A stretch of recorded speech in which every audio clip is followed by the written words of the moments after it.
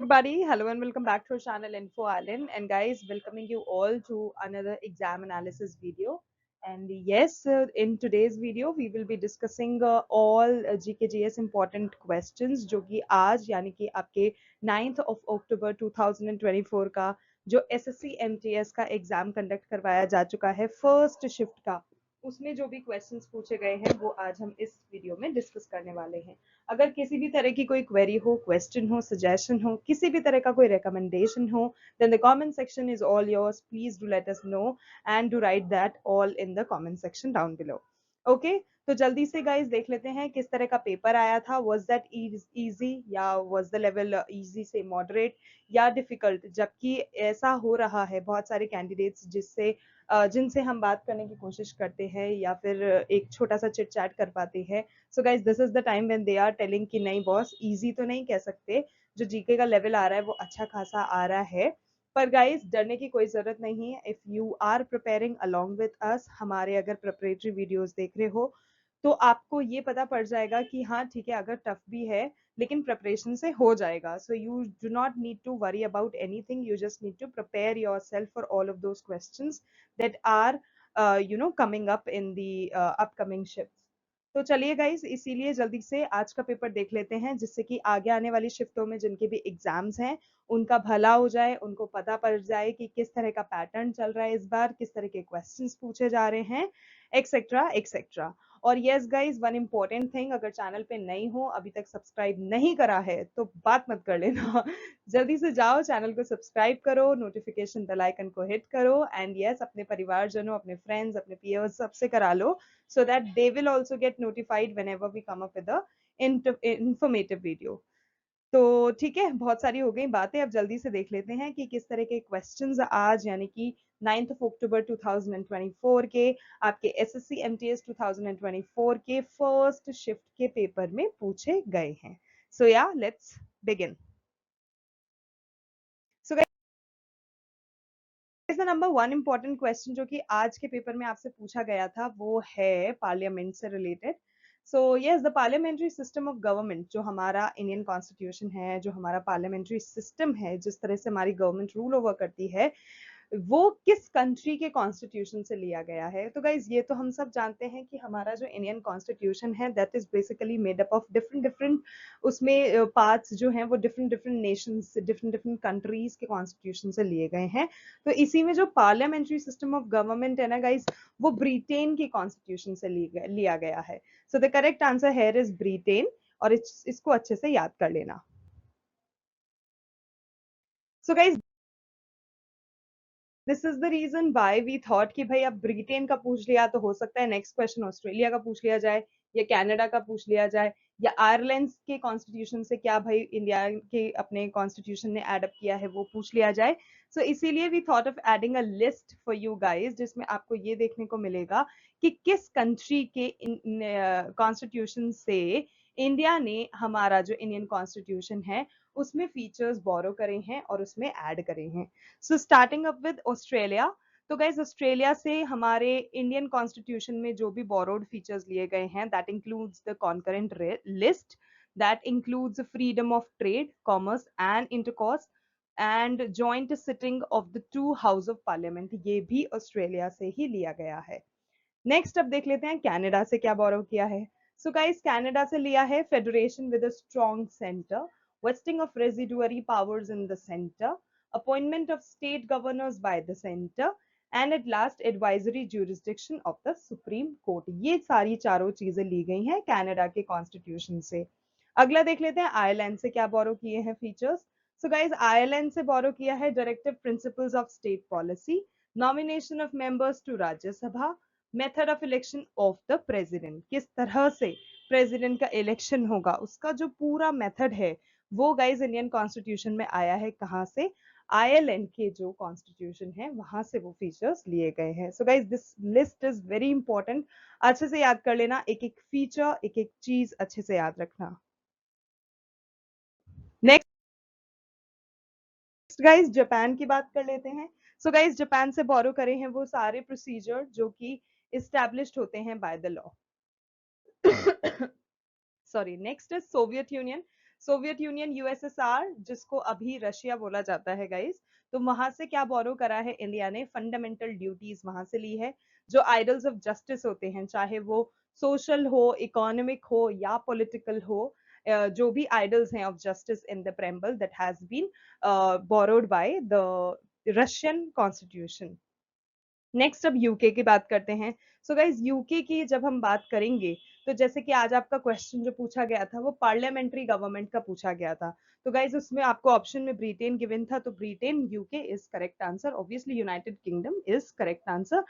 तो इसके अलावा क्या क्या वहां से बोरो कर सकते हैं, सॉरी, क्या क्या वहां से बोरो किया है, वो है rule of law, legislative procedure, single citizenship, cabinet system, prerogative writs, parliamentary privileges and bicameralism. तो ये सारी चीजें जो हैं ये यूनाइटेड किंगडम के कॉन्स्टिट्यूशन से ली गई है हमारे इंडियन कॉन्स्टिट्यूशन में।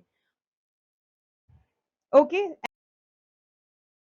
And just like that guys, US से यानी कि यूनाइटेड स्टेट्स ऑफ अमेरिका से क्या लिया गया है, तो वहां से ली गई है fundamental rights, independence of judiciary, judicial review, impeachment of the president, removal of supreme court and high court जजेस, और पोस्ट ऑफ वाइस प्रेसिडेंट। ये सारे फीचर्स, इससे भी रिलेटेड जो सारी चीजें हैं वो यूएस से ली गई हैं। ठीक है, नेक्स्ट बात कर लेते हैं जर्मनी की। तो गाइज जर्मनी से क्या लिया है, suspension of fundamental rights during emergency. Emergency के टाइम पे अगर किसी भी तरह की कोई फंडामेंटल राइट है उसको सस्पेंड करना पड़ रहा है, तो ये जो की फीचर है ये लिया गया है जर्मनी के कॉन्स्टिट्यूशन से। नेक्स्ट है साउथ अफ्रीका। साउथ अफ्रीका से लिया है election of members of Rajya Sabha in procedure for amendment in the Indian constitution. ये जो है ये साउथ अफ्रीका से लिया है। Next and I think it should be the last, तो फ्रांस से जो लिया गया है वो हो गया आपका Republic and idols of liberty, equality and fraternity, जो भी प्रेम्बल में है वो फ्रांस से बोरो की गई है। सो yes guys, those were the very important borrowed features जो कि आपको पता होना चाहिए कि इंडियन कॉन्स्टिट्यूशन में किस कंट्री के कॉन्स्टिट्यूशन से लिए गए हैं। So I hope that is helpful, and अगर yes तो प्लीज उसको अच्छे से याद कर लेना। Next question, who built the fort of Amer, या फिर जिसे हम आमिर फोर्ट भी बोलते हैं।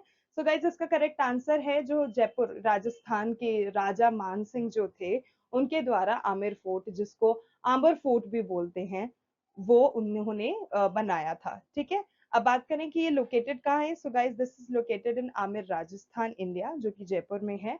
And Aamir is a town with an area of 4 square kilometres, located 11 किलोmeters from Jaipur, which is the capital of Rajasthan. So this is the exact location where you can find the Amir Fort.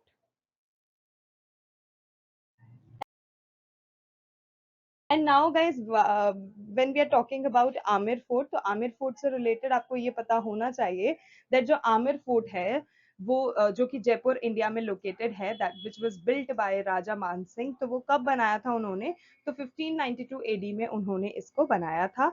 and it was the governing seat of the Kachwaha Rajput before Jaipur became the capital. Capital बनने से पहले वो किसके governing seat थी वो भी आपको पता होनी चाहिए। और जो ये फोर्ट था, this fort was expanded and renovated. ठीक है, जो भी राजा मान सिंह ने जैसा बनवाया था, करवाया था, उसके बाद जो भी इसमें रेनोवेशन की चीजें देखी गई थी या उसमें जो भी एक्सपेंड किया गया था उसको, उस सबका जो क्रेडिट है वो राजा जय सिंह को जाता है। जो राजा जय सिंह थे उन्होंने बाद में उसमें चेंजेस करवाए थे। सो ये भी आपको याद रखना है।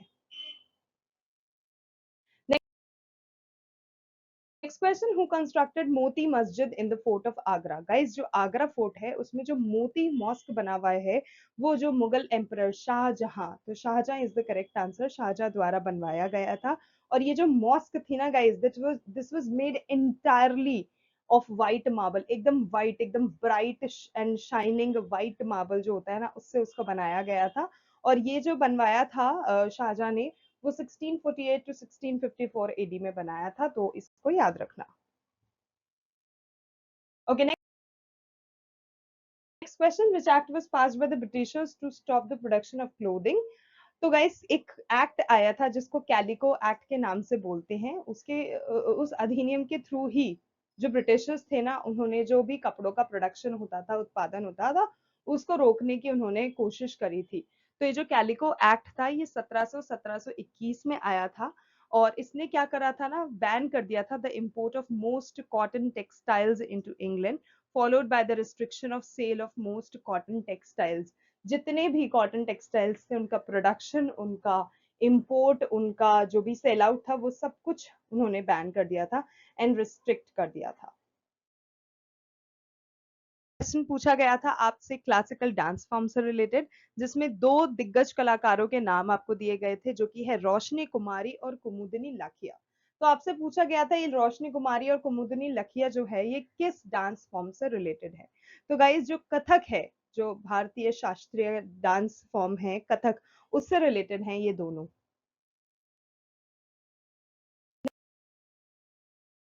Next question, which Indian cricketer made the most runs in the finals of 1983 cricket match? तो गाइस, 1983 का जो इंडियन क्रिकेट मैच हुआ था ना, उसमें जो इंडियन क्रिकेटर जिसने सबसे ज्यादा, सबसे सर्वाधिक रन जो बनाए थे, उनका नाम था कृष्ण मचारी श्रीकांत। तो guys, Krishnamachari Srikanth is the correct answer, और ये याद रखना। जो कृष्ण मचारी श्रीकांत थे, उन्होंने स्कोर करे थे मोस्ट रन्स, सबसे ज्यादा इंडिया के लिए। जिसके बाद आए थे संदीप पाटिल विद 27 एंड मोहिंदर अमरनाथ। उसके बाद मोहिंदर अमरनाथ ने, मतलब थर्ड नंबर पे मोहिंदर अमरनाथ थे, जिन्होंने 26 रन के साथ बनाए थे। जो कृष्णमाचारी श्रीकांत है, the highest run scorer in the final, Srikkanth open the batting with Gavaskar. उन्होंने जो बैटिंग ओपन करी थी, वो गावस्कर के साथ खेली थी वो पारी, और उन्होंने 38 रन बनाए थे, putting on a 57 run stand with Amarnath. तो ये भी एडिशनल इंफॉर्मेशन है, याद रखना। The next important question is that what is the level of rain that takes place in Ladakh? तो जो लद्दाख में गाइस बारिश होती है, वर्षा होती है, उसका जो लेवल है वो क्या कहलाता है? वो लो लेवल कहलाता है। जो स्तर होता है, जो वर्षा का स्तर है लद्दाख में जो देखने मिलता है, that is low level. Next question, according to 2023 multi-dimensional poverty index, in short MPI, तो 2023 का जो MPI था ना, उसके हिसाब से जो स्टेट सबसे ज्यादा गरीब थी, ये पूछा गया था आपसे कि वो कौन सी स्टेट थी। तो गाइस, इसका करेक्ट आंसर है बिहार। जो बिहार है, वो 33.76% के साथ पुअरर कंट्री में था, फॉलोड बाय झारखंड, जिसमें झारखंड भी 28.81% के साथ गरीब देशों, ओ सॉरी, गरीब राज्य में नाम शामिल था। ये ऐसी स्टेट्स हैं that has the highest proportion of population experiencing multi dimensional poverty. ठीक है, जो ये गरीब जो स्टेट है, उनके नामों में इन दोनों स्टेट्स का नाम मौजूद है। So Bihar is the correct answer. Next question, Shashi Tharoor का पूछा गया था आपको कि शशि थरूर जो है, he was appointed to which parliament committee in 2023। So guys, Shashi Tharoor को 2023 में एक्सटर्नल अफेयर्स के लिए अपॉइंट किया गया था, पार्लियामेंट कमिटी के मेंबर का। एंड जो शशि थरूर हैं, वो बेसिकली एक इंडियन एक्टिविस्ट हैं। You should know obviously about him. He is an Indian activist, he is a politician, historian, public intellectual. He's a writer and former diplomat also, who has been serving as member of parliament for Thiruvananthapuram, Kerala. ठीक है, वो एक member of parliament है, थिरुवनंतपुरम केरला से खड़े हुए हैं, and वो 2009 से member of parliament केरला रह रहे हैं।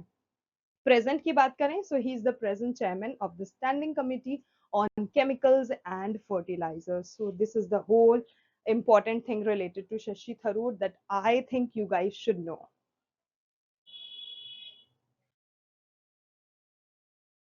Okay, other than this, guys, he is the founder chairman of All India, uh, and he was formerly an under secretary general of the United Nations also, and unsuccessfully ran for the post of secretary general in the year 2006. ये भी important है आपके लिए जानना।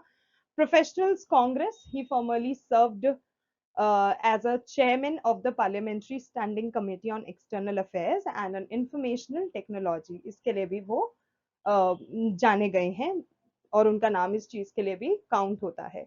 He has about 2 dozen titles to his credit and was awarded by World Economic Forum as Global Leader of Tomorrow. तो इनको ये भी टाइटल टैग दिया गया है ग्लोबल लीडर ऑफ टुमारो. तो ये चीज भी आपको जान लेनी है. और कम से कम 2 डजन यानी कि 24 टाइटल्स आप उनको दे सकते हो. इतने सारे अलग अलग चीजें उन्होंने कर रखी है. So this is really remarkable to no.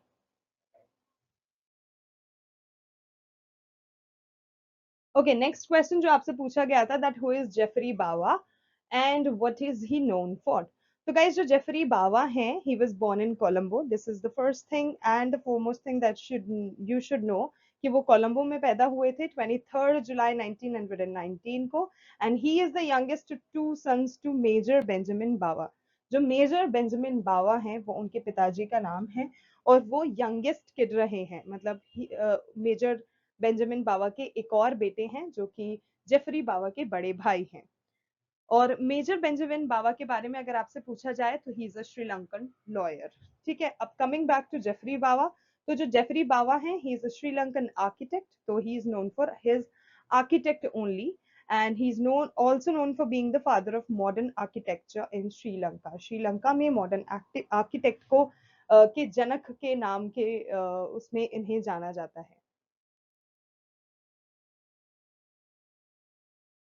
Okay, next question. What does Article 356 states? So guys, जो Article 356 है Indian Constitution का, that basically states president's rule. ठीक है, मतलब president rule in a state. अब प्रेसिडेंट रूल क्या, वो मैं आपको डिटेल में बताती हूँ. जो आर्टिकल 356 है हमारे इंडियन कॉन्स्टिट्यूशन का, वो एम्पावर करता है किसी भी प्रेसिडेंट को to impose president rule in a state. किस स्टेट में? If the government in the state can not be carried on in accordance with the provisions of the constitution. अगर कॉन्स्टिट्यूशन के जो प्रोविजंस है उसमें अगर जो सत्ता है वो नहीं चल पा रही है तो प्रेसिडेंट अपना रूल डाल सकता है. ये जो प्रोविजन है is invoke in case of breakdown of constitutional machinery in a state which allow the union to take over the governance of the state. So in short, in nutshell, 356 जो अनुच्छेद है वो सिर्फ और सिर्फ ये बताता है कि जो प्रेसिडेंट है वो अपना रूल स्टेट पर लागू कर सकता है.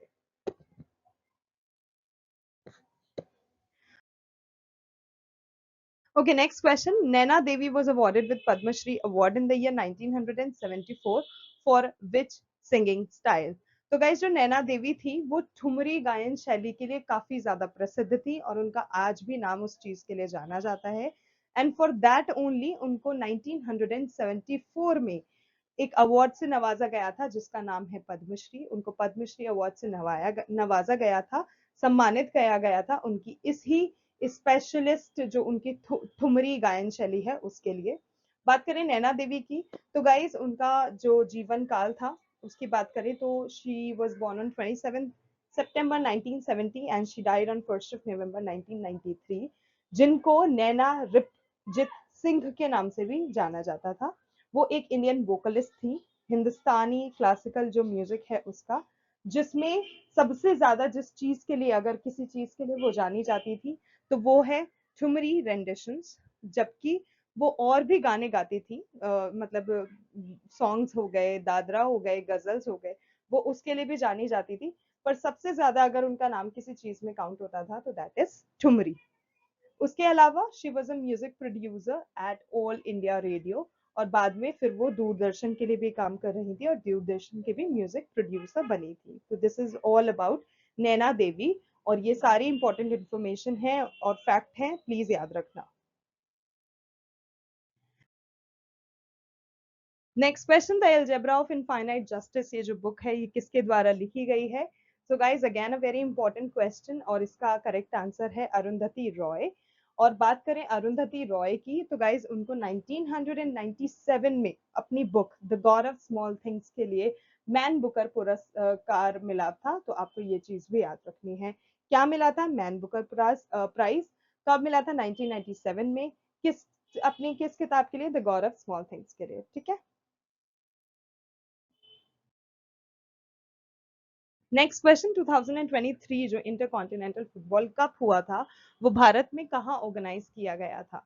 सो guys it was organised in Bhubaneswar, और भुवनेश्वर का जो कलिंगा स्टेडियम है वहां पर इसको ऑर्गेनाइज करा गया था, वहां पर इसको आयोजित किया गया था, और जितने भी इस टूर्नामेंट में गेम्स थे वो वहीं पर खेले गए थे।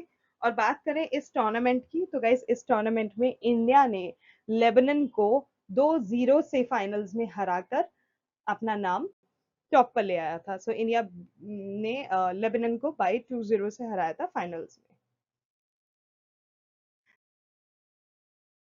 नेक्स्ट क्वेश्चन, जो तेंदुलकर कमिटी है ये किस पर्पस के लिए बनाई गई थी? सो गाइज ये जो तेंदुलकर कमिटी है this was basically formed to evaluate जो भी पावर्टी मेजरमेंट मेथोडोलॉजी होती है उसको इवैल्यूएट करने के लिए, उसको मेजर करने के लिए, देखने के लिए। और बात करें इस कमिटी की, तो ये जो कमिटी थी ये 2009 में स्टैब्लिश हो गई थी, और जो प्लानिंग कमीशन ने जिसे इसको एस्टेब्लिश किया था एज एन एक्सपर्ट कमेटी, जिसको सुरेश तेंदुलकर चेयर कर रहे थे, तो who was the chairperson of this committee? Suresh Tendulkar. किस चीज के लिए? To evaluate poverty measurement methodology, और वो सारी चीजें सॉल्व करने का, the limitations of prior methodologies जैसे कि ऑब्सोलीट कंजम्पशन पैटर्न हो गया, या फिर एडजस्टमेंट फॉर इन्फ्लेशन हो गया, या फिर expenditure on health and education हो गया। ये कुछ ऐसी प्रायर मेथोडोलॉजीज थी जिन्होंने काफी लिमिटेशंस फेस करे थे, तो उसको सॉल्व करने के लिए फिर तेंदुलकर कमेटी लाया गया था। नेक्स्ट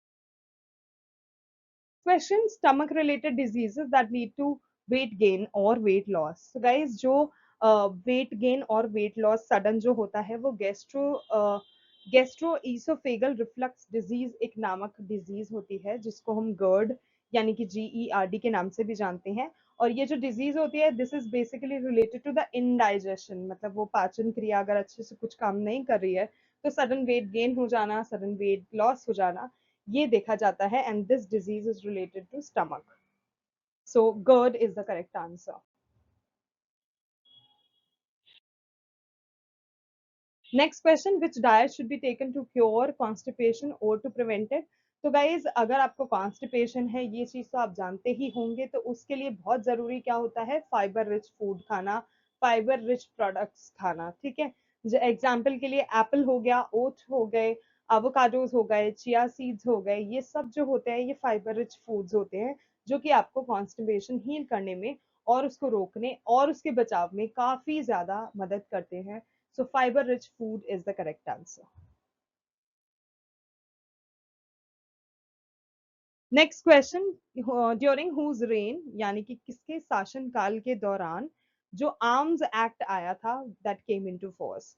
तो गाइज इसका करेक्ट आंसर है वायसराय लॉर्ड लिटन। जब लॉर्ड लिटन का शासन काल चल रहा था उस दौरान arms act that came into force, ठीक है। During viceroy Lord Lytton tenure this rule was enacted and adopted. जितने भी यूरोपियंस थे दे वर एग्जेम्प्टेड, वो इस एक्ट से हटा रखे थे, ठीक है, उनके लिए ये लागू नहीं किया गया था। जबकि स्ट्रिक्ट कंट्रोल्स और पेनल्टीज लगा रखी थी इंडियंस के लिए जिनको कुछ तरह का आर्म्स था उनके पास, मतलब अगर उनके पास किसी तरह का कुछ आर्म फोर्स था तो उनके लिए रिस्ट्रिक्शंस लगा रखे थे, पेनल्टीज लगा रखी थी। बात करें महात्मा गांधी की, तो Mahatma Gandhi and other national leaders वो फॉर्मली अपोज्ड टू दिस, वो ऑब्वियसली इस चीज के अपोज में थे। Next question, which state is the largest producer of wheat as per 2023 survey in India? So guys 2023 के अगर सर्वे की बात करें तो उसके हिसाब से जो उत्तर प्रदेश है ना वो भारत में सबसे बड़ा गेहूं उत्पादक राज्य है।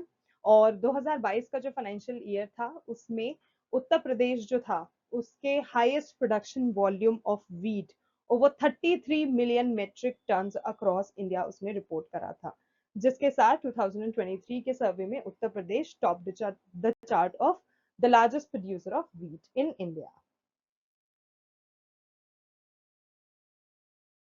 नेक्स्ट क्वेश्चन, नवरोज फेस्टिवल जो है जो कि सेलिब्रेट करा जाता है, तो आपसे पूछा गया था कि किस स्टेट में और किस कम्युनिटी के द्वारा इसे मनाया जाता है।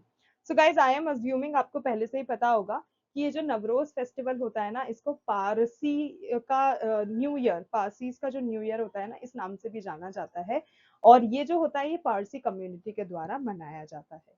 ये बहुत ही ज्यादा एक प्रोमिनेंट सेलिब्रेशन है जो कि महाराष्ट्र में और गुजरात में देखने को मिलता है। जितनी भी पारसी पॉपुलेशन होती है इन दोनों स्टेट्स में, वो इस particular what is this called new year को मनाती है।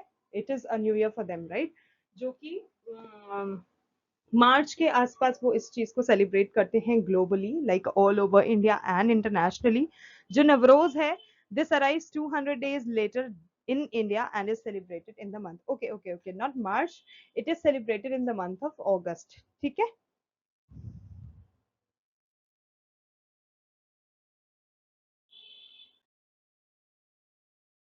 Okay, next question and the last question for today. What is the chemical name and formula for the laughing gas? तो गाइस, जो laughing gas होती है उसका जो केमिकल नेम होता है वो होता है नाइट्रस ऑक्साइड, और जो केमिकल फॉर्मूला होता है वो होता है N2O। ठीक है? जो नाइट्रस ऑक्साइड होता है, जिसको डी डाई नाइट्रोजन ऑक्साइड या डाई नाइट्रोजन मोनोक्साइड भी कहा जाता है, ठीक है, जिसको कॉमनली हम लाफिंग गैस के नाम से जानते हैं। नाइट्रस, फैक्टिशियस एयर, इन सभी अलग अलग नामों से इस पर्टिकुलर चीज को जाना जाता है। ये एक केमिकल कंपाउंड है, एक ऑक्साइड है नाइट्रोजन का, जिसका फॉर्मूला रहता है N2O। और अगर रूम टेम्परेचर में इसकी बात करी जाए, तो रूम टेम्परेचर में अगर इसकी प्रॉपर्टीज की बात करी जाए, तो guys it is a colourless non flammable gas. और ये बहुत ही स्लाइटली इसका स्वीट, हल्का सा स्वीट टेस्ट होता है और स्वीट सेंट होता है। तो that's all about nitrous oxide, commonly called laughing gas. So guys, that's all about it. Those were the very important GKGS questions जो कि आज यानी कि 9th of October के फर्स्ट शिफ्ट के आपके एसएससी एमटीएस के पेपर में पूछे गए हैं। अगर वीडियो अच्छा लगा, इन्फॉर्मेटिव लगा, then don't forget to like, share and subscribe to our channel Info Island. और इसी तरह से प्यार जताते रहिए और हमें बताते रहिए that what do you guys want next. आज के लिए बस इतना ही। Thank you so much for watching. We will see you in our next video. Till then, much love and all the very best to all the candidates.